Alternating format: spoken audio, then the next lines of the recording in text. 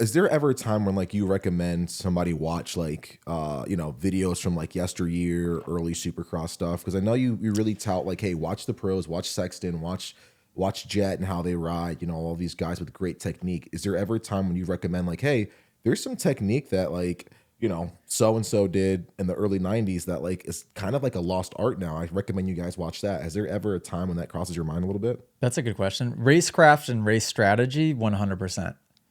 Okay. I feel like there was who more are your top racecraft. two that you would watch? Oh, I mean, like Carmichael Stewart era was a great one because there was so much racecraft and strategy happening between the two of those guys all the time. It was like the whole thing was a mental game. Reed thrown in that mix, obviously, as well. Who comes to mind for you when you ask that question?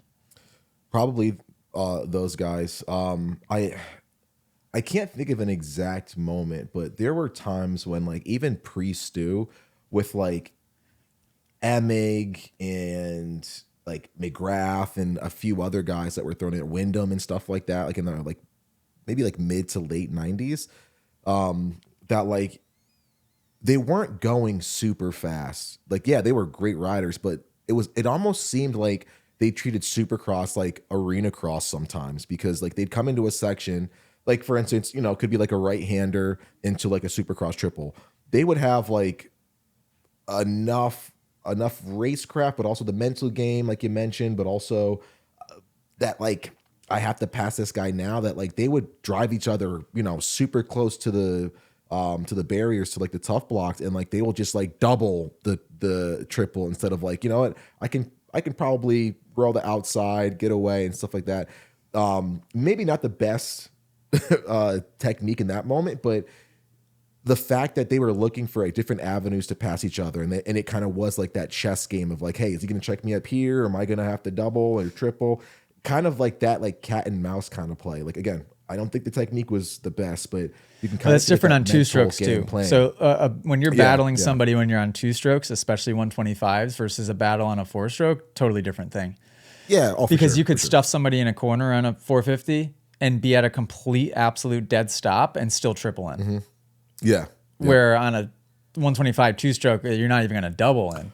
You'd have to be rolling that section. Yeah. So you got a whole shot just to get going. You have to be thinking a totally different way. You have to be thinking a little bit further ahead. But yes, looking back to, there's so much to be learned from, I think, any era for different reasons. Mm-hmm. Now is a good era to watch just to see how the actual physical technique on the bike is starting to become more of a process as opposed to just sort of, for lack of a better term, hanging on for dear life a little bit, or just less of a rhyme and reason of what certain movements we're doing. Now you watch Sexton piece together a lap and time qualifying or something, and it's just, it's so, everything is doing exactly what it should. If you guys enjoyed this podcast clip and you want to listen to full episodes, you can do so on Spotify and Apple Music. If you want to send in your own video submission, you can join us in the Moto Academy family inside of the Moto Academy app by just going to themotoacademy.com. That's also where you can sign up for a class. Okay, guys, see you next episode.